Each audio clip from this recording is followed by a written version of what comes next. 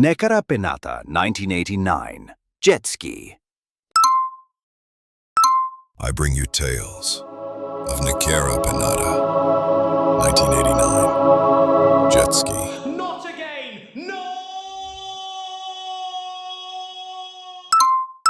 The purpose of this video is to share ideas on how to build your own jet ski dolly as an alternative to a jet ski trailer. For this build, I aim to use only materials I already had on hand.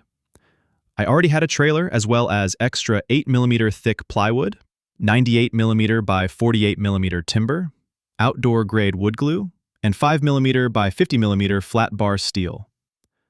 A few parts had to be purchased out of necessity: a used jet ski stand, an electric winch, a boat roller, a metal pipe, rope clamps, screws, and washers. The main goal was to assemble the product in a way that requires no special skills or specialized tools. All the additional parts and fasteners were sourced from a nearby general store. First, I measured the size of the trailer to determine the maximum length of the jet ski dolly it could carry. This helped me visualize the final product and understand where I could fit the components that would be added. Secondly, I lowered the dolly by removing the top metal arches. This brought the jet ski's weight closer to the ground, made launching into the water easier, and also ensured it would fit inside the trailer due to its reduced height. An added benefit for me was that the dolly had already been fitted with larger wheels by the previous owner, making it easy to move around outdoors. After lowering the dolly, I placed the jet ski on it and began building a wooden support frame from 48mm by 98mm timber.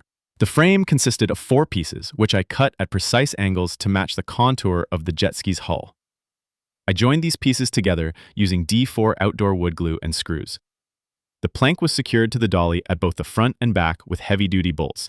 To strengthen the structure, the wooden support frame was further reinforced with 8mm thick plywood on both sides of the joints, creating a single solid unit. I fabricated the mounting point for the boat winch from flat bar steel so that the winch strap would run perpendicular to the jet ski's bow through the boat roller. Because the flat bars were positioned on top of the plywood in this area, I reinforced the wooden base for the winch with washers. The boat roller was attached to the flat bar using a metal tube that passed through the roller. I drilled holes in both ends of the tube and secured it with cotter pins. The roller's placement allowed me to use the boat winch in both directions, to pull the jet ski onto the dolly and to pull the dolly onto the trailer. The end result was an ugly and odd-looking jet ski dolly, but it works perfectly and does exactly what I wanted it to do.